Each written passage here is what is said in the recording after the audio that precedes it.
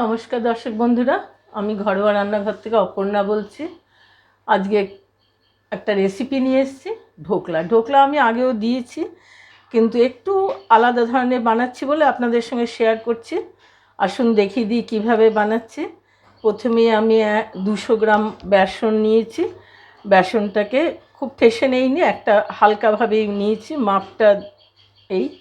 এবার এটাকে চেলে নেব একটু।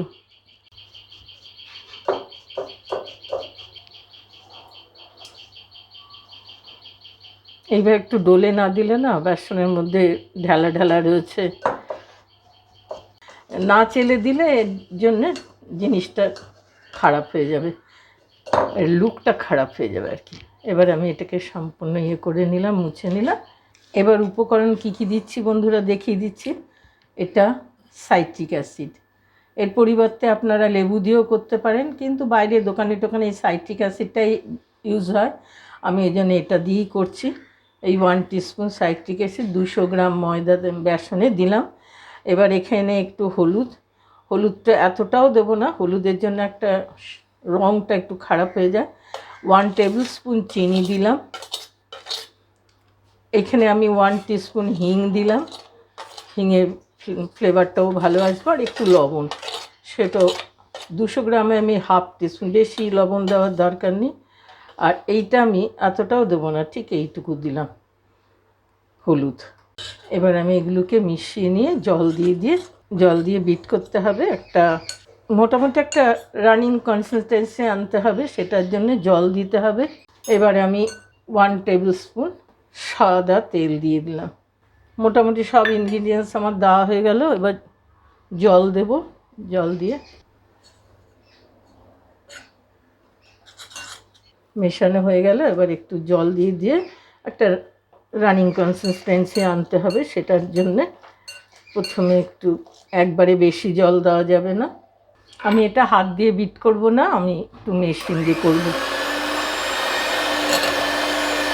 আর একটু জল দিতে থাকবো।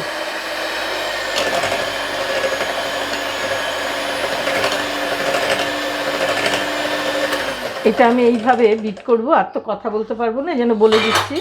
এইটা কিন্তু জলটা মাপ করে দিয়ে যাব, আর ওই হিসেবটা রাখতে হবে, খুব ঘন হবে না।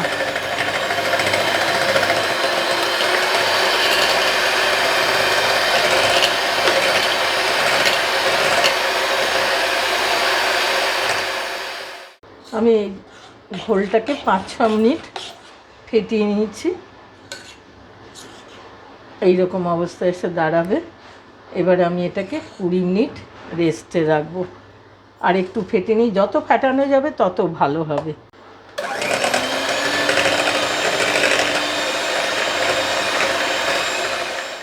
এবার এটাকে রেস্টে রাখার টাইম। আমি একটা ঢাকনা দিয়ে এখন ওকে 20 মিনিট রেস্টে রেখে দিলাম। দর্শক বন্ধুরা, আমি 20 মিনিট পরে আবার ফিরে এলাম।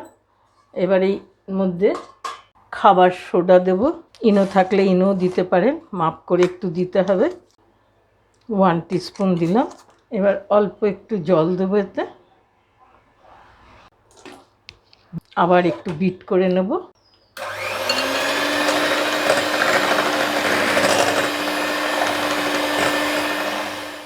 এবার আমি এটাকে যাতে স্টিম করব তাতে ঢালবো। এই যে আমি একটা বাটি নিয়েছি, অয়েল ব্রাশ করে নিয়েছি, আর আমি কড়াইতে জল দিয়ে দিয়েছি। জলটা এবার গরম করতে হবে। এবার এই অয়েল ব্রাশ করা বাটিটার মধ্যে আমি এটা ঢেলে স্টিম করব। দর্শক বন্ধুরা, এবার এটা হয়ে গেছে। আমি এই কড়াইতে জল দিয়েছি, দুবার ট্যাপ করে এর মধ্যে বসিয়ে দিচ্ছি 15 মিনিটের জন্যে। 15 মিনিট পরে ফিরে এলাম। এবার এটা কমপ্লিট হয়ে গেছে। দেখুন এটার অবস্থাটা কি সুন্দর ফুলে উঠেছে। এখন গরম আছে, একটু পরে আমি ডিমোল্ড করে আপনাদের সঙ্গে দেখাবো। এখন রাখছি। এবার আমি এটা ডিমোল্ড করছি। কি সুন্দর বেরিয়ে এলো।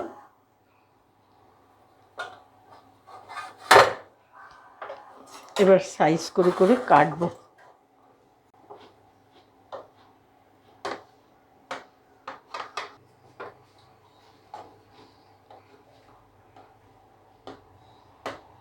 কাটা হয়ে গেল, এবার দেখাচ্ছি কীরকম হয়েছে,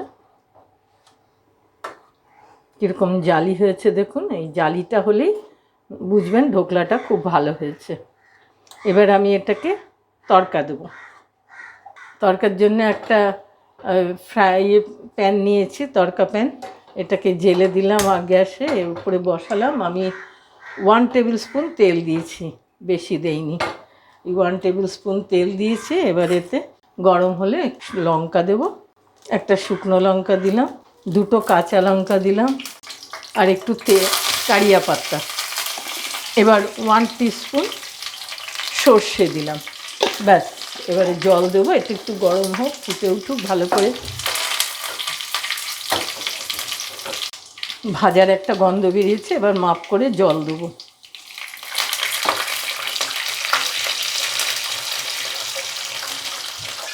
জলটা ফুটে উঠলে তরকাটা দেবো এতে। জলটা ফুটে গেছে, এবার আমি এটা ঢোকলার মধ্যে দেবো। গ্যাসটা নিভিয়ে দিয়েছি।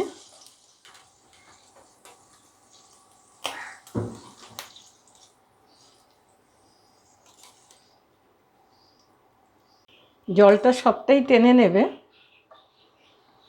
জল বেশি করে না দিলে এটা ঢোকলাটা নরম হবে না।